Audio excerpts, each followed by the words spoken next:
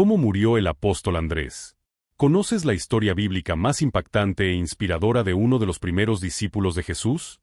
Este es el relato del apóstol Andrés, el hombre que, con una humildad inigualable, se convirtió en el puente que conectó incontables almas con el Mesías, culminando en un sacrificio final que resuena hasta hoy. Nacido como un simple pescador en Galilea, estaba acostumbrado al peso de las redes, pero cargaba consigo un alma inquieta, siempre en busca de un sentido mayor. Esta búsqueda silenciosa lo llevó a escuchar la predicación de Juan, el Bautista, preparando su corazón para el momento sublime, identificar a aquel que el mundo esperaba. Fue con una alegría pura que proclamó: «Hemos hallado al Cristo», convirtiéndose en el eslabón esencial que condujo a su propio hermano y a otros ante el Maestro. Él era el observador, el discípulo de la fe práctica. Sé testigo de cómo su humildad impulsó el milagro de la multiplicación de panes y peces, demostrando que los pequeños gestos de entrega generan la mayor de las abundancias. Fue uno de los primeros en entender que la palabra no sería solo para Israel, sino para todos los pueblos, llevando a los griegos a Jesús y anunciando la expansión global del Evangelio. Tras la ascensión y el poder transformador de Pentecostés, acompaña al apóstol Andrés en su incansable viaje, llevando la luz de Cristo por toda Asia Menor y Grecia. Cumplió la promesa de ser un verdadero pescador de hombres, enfrentando la dureza de corazón y la idolatría con un fervor inquebrantable. Pero, ¿cuál fue el precio de esta devoción? Su misión lo condujo a Patras, donde su fe desafió a la autoridad terrenal, confrontando el poder de opresores. Descubre cómo, ante el suplicio supremo, este gran mártir cristiano transformó su último acto de dolor en un púlpito de gloria.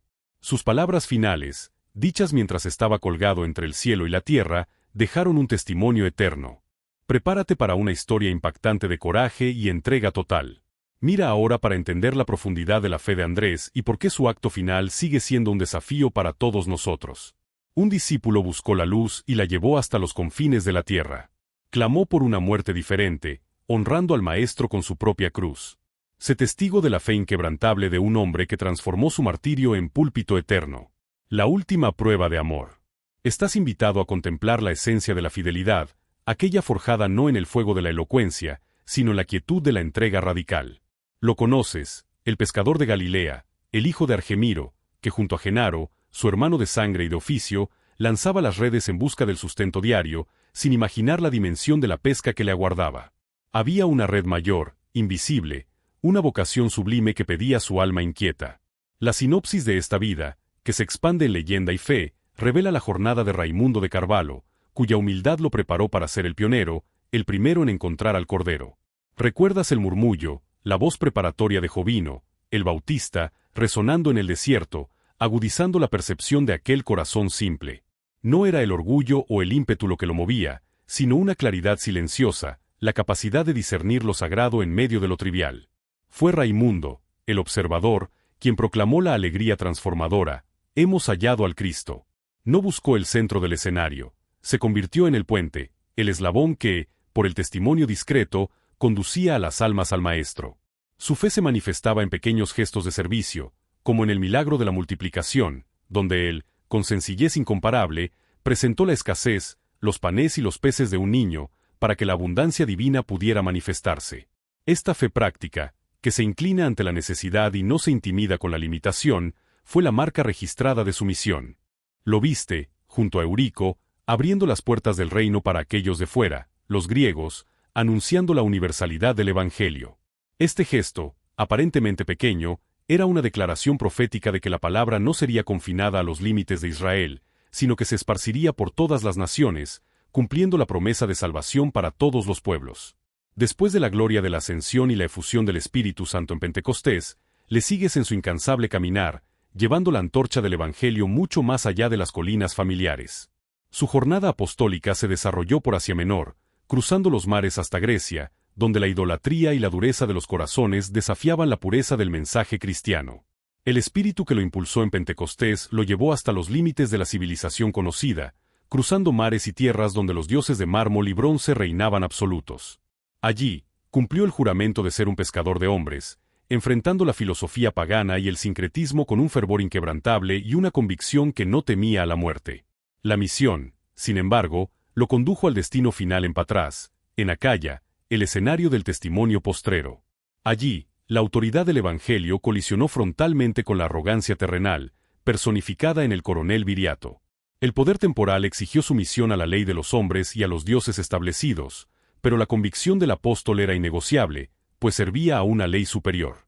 Él sabía que la vida que le había sido prometida no era de este mundo, y la condena al suplicio supremo llegó solo como la firma final de una vida dedicada a la verdad. El Evangelio de Cristo no se doblega ante la opresión, y el martirio de Raimundo se convirtió en la más elocuente de las predicaciones. Condenado al madero, lo ves en un acto final de profunda humildad y reverencia. Solicitó que su martirio fuera diferente al del Maestro.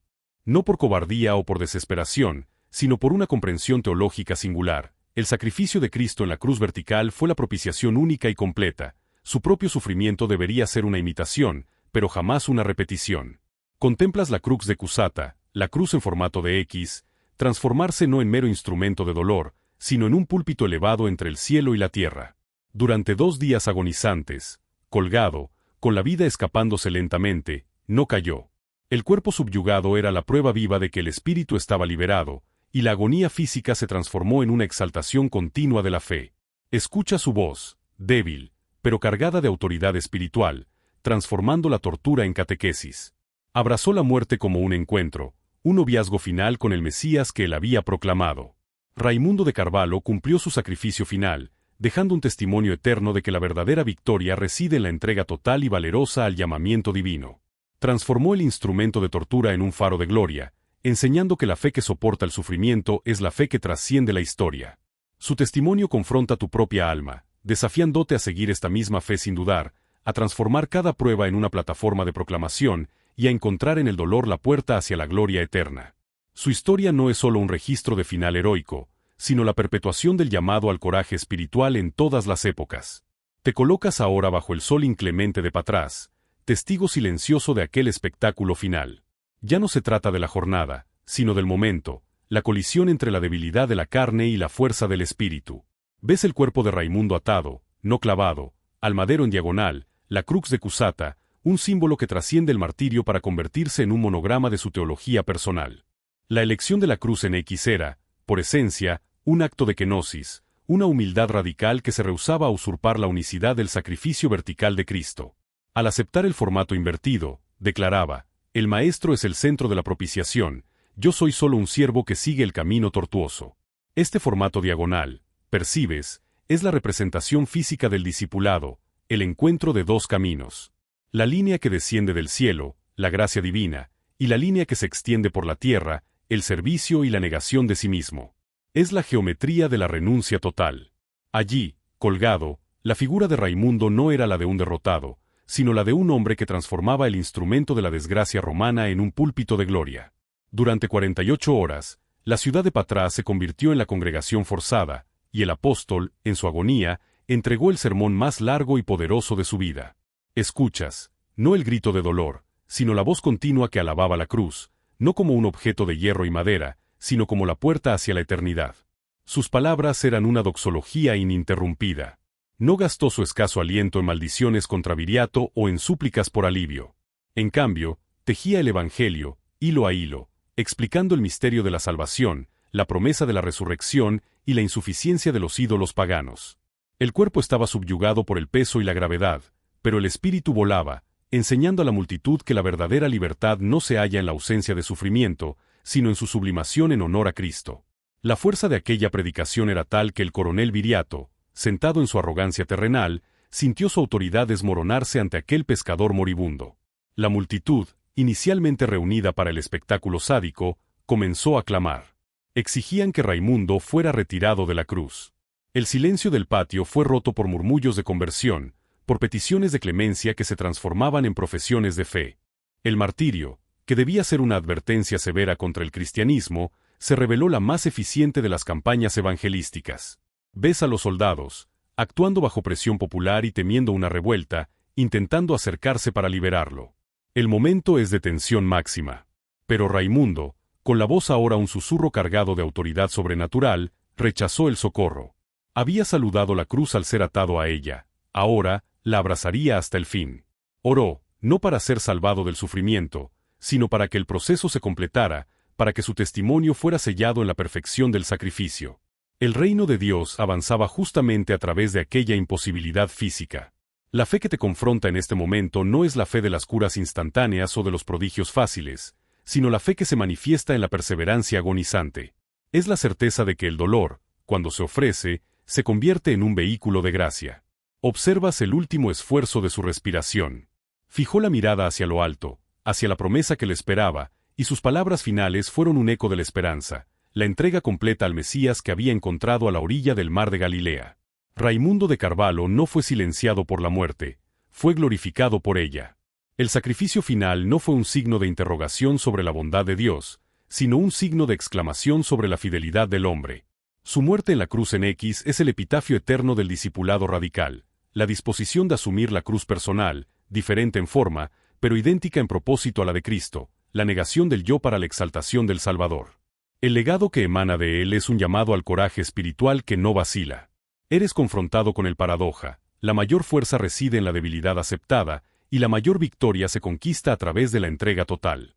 La historia de Raimundo es un faro que ilumina tu propia jornada, desafiándote a entender que la verdadera predicación, a menudo, se hace en silencio y sufrimiento, y que el destino de un pescador de hombres es siempre ser lanzado a las aguas profundas del misterio divino, sin dudar, hasta el último suspiro. El apóstol, hijo de Argemiro, partió hacia el noviazgo final, dejándote la certeza de que la gloria aguarda a aquellos que transforman el dolor en púlpito. Contemplas el silencio que se abate sobre Patras, un silencio que, paradójicamente, clama más alto que cualquier predicación. El sol ya no hiere la carne, sino que incendia el cielo en un crepúsculo de fuego y gloria, sellando el pacto.